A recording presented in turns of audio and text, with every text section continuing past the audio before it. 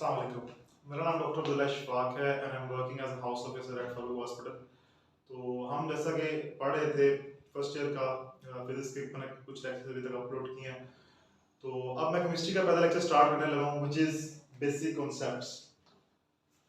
तो सबसे पहला जो टॉपिक है केमिस्ट्री का चैप्टर 1 के अंदर वो है एटम। एटम की हिस्ट्री क्या है और एटम का कैसे पता चला। तो सबसे पहले कहता है कि matter is composed of simple indivisible particles। कोई भी मैटर है वो किससे मिलकर बनता है? सिंपल इंडिविजिबल पार्टिकल से मिलकर। उसके बाद जो हमारे पास डेमोक्रिटस के जो साइंटिस्ट थे, फिलोसफर्स थे, उन्होंने कहा कि जब किसी भी मैटर को हम ब्रेक डाउन करते हैं फर्दर, तो एक टाइम ऐसा आता है कि वो फर्दर ब्रेक डाउन नहीं हो सकता। तो वो जो इनडिविजिबल स्टेट आ जाएगी उस पर्टिकुलर मैटर की, उसको हम उन्होंने उसका नाम दिया एटमोस का। क्या नाम दिया? एटमोस का। उसके बाद 1808 के अंदर एक साइंटिस्ट है जॉन डाल्टन। उसने अपनी रिसर्च पेश की और कहा कि law of conservation of matter and law of conservation of indefinite proportion के अकॉर्डिंग एटम को हम डिफाइन कर सकते हैं। किस तरह कि atoms are those particles which may or may not exist independently and which are composed of different elements। यानी कोई भी एलिमेंट डिफरेंट एटम से मिलकर बन सकता है, ठीक है। और ये किसने बताया था हमें? जॉन डाल्टन ने। उसके बाद एटम को डिफाइन किया गया और कहा क्या बताया गया कि एटम एक किसी भी मैटर के स्मॉलेस्ट पार्टिकल को कहते हैं which may and may not exist independently। अब ऐसे कौन से एटम्स हैं जो इंडिपेंडेंटली एग्जिस्ट कर सकते हैं और ऐसे कौन से एटम हैं जो इंडिपेंडेंटली एग्जिस्ट नहीं कर सकते? लाइक हीलियम, नियॉन, ये इंडिपेंडेंटली एग्जिस्ट कर सकते हैं। क्यों? क्योंकि इनके outer most electrons, outer most shell के अंदर जो इलेक्ट्रॉन्स है वो पूरे हैं, ये स्टेबल है, ठीक है। और जो हाइड्रोजन है इसके आउटर मोस्ट शेल के अंदर एक इलेक्ट्रॉन है, तो ये इंडिपेंडेंटली एग्जिस्ट नहीं कर सकता।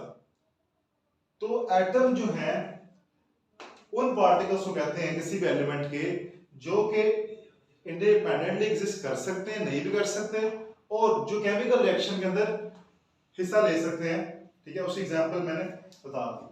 तो जब फर्दर रिसर्च की गई, मॉडर्न रिसर्च के मुताबिक एटम के अंदर तकरीबन 100 से ज्यादा सब एटॉमिक पार्टिकल है।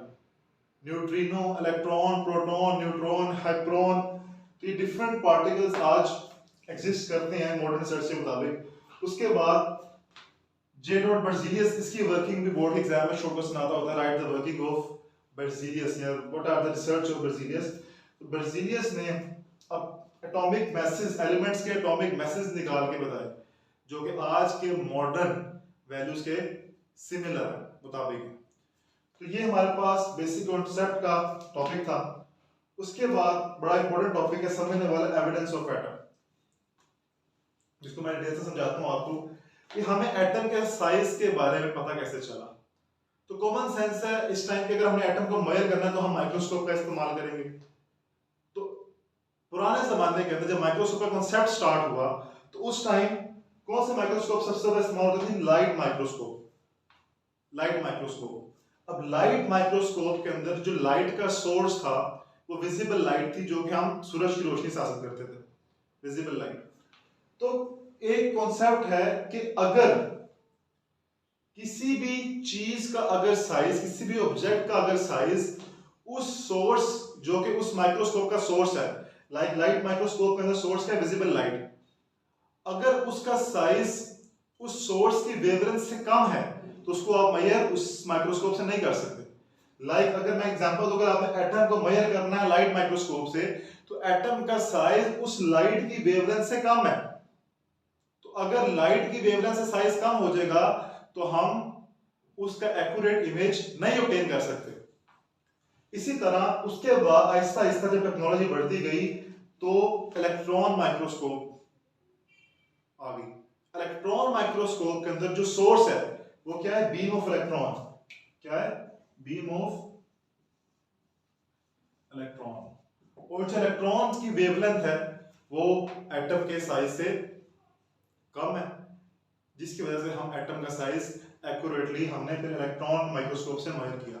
और जब हमने मेजर किया तो एक्स-रे स्टडीज ने ये बताया कि जो इलेक्ट्रॉन का डायमीटर, एक एटम का डायमीटर है वो है 0.2 नैनोमीटर। वो क्या है? 0.2 नैनोमीटर। जबकि मास क्या है? 10⁻⁻25 10⁻⁻27 किलोग्राम। एक्स-रे स्टडीज ने शो किया और कहता है कि इतनी अब टेक्नोलॉजी आ गई कि अगर वन फुल स्टॉप को हम अगर माइक्रो इलेक्ट्रॉन माइक्रोस्कोप स्टडी करें तो उसके अंदर तकरीबन 2 मिलियन एटम्स एग्जिस्ट करते हैं। एमसीक्यूज भी एनालिसिस का बड़ा इंपॉर्टेंट। अगला टॉपिक है हमारे पास मॉलिक्यूल। तो एटम जो है वो किसी भी एलिमेंट का स्मॉलेस्ट पार्टिकल है, जबकि molecule is the smallest particle of a substance. किसी भी मॉलिक्यूल का जो स्मॉलेस्ट पार्टिकल होगा, किसी भी सब्सटेंस का जो स्मॉलेस्ट पार्टिकल होगा वो मॉलिक्यूल होगा।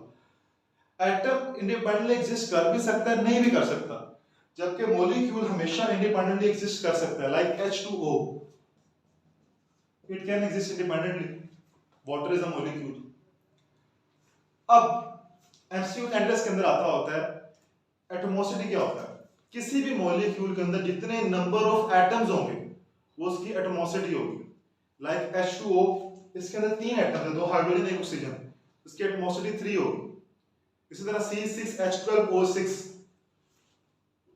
तो इसके अंदर 24 एटम है, 6 कार्बन के, 12 हाइड्रोजन के, 6 ऑक्सीजन के, तो उसकी एटमॉसिटी 24 होगी। तो ये भी एमसीक्यूज बोर्ड के अंदर आता होता है एटमॉसिटी के बारे में। कोई मॉलिक्यूल दे देंगे, उससे पूछेंगे जी आप एटमॉसिटी बताएं इसके बारे में। उसके बाद आपके पास मॉलिक्यूल दो तरह के हो सकते हैं। मॉलिक्यूल को हमने डिफरेंट तरीके से क्लासिफाई किया हुआ है, ठीक है। Number 1 is monatomic, number of atom की बेस पे जो क्लासिफिकेशन है। Monatomic, diatomic, triatomic, polyatomic. Monatomic के अंदर एक एटम होगा, डायटॉमिक के अंदर 2 एटम्स होंगे, ट्रायटॉमिक के अंदर 3 एटम से मिलकर मॉलिक्यूल बना होगा, पॉलीटॉमिक में मोर देन 3 एटम से मिलकर मॉलिक्यूल बना होगा। एक ये क्लासिफिकेशन है। एक क्लासिफिकेशन है सिमिलैरिटी और डिफरेंस की बेस पे, कि अगर सिमिलर एटम से मॉलिक्यूल बना है तो वो होमोटॉमिक है, अगर डिफरेंट एटम से मिलकर मॉलिक्यूल बना है तो वो हेटेरोटॉमिक है। फिर तीसरी क्लासिफिकेशन है साइज की बेस पे। अगर स्मॉल साइज मॉलिक्यूल है तो वो माइक्रो मॉलिक्यूल्स होंगे, जिस तरह वाटर H2O, इसका मास कम है, 18 ग्राम मास है, तो ये किसके अंदर आएगा?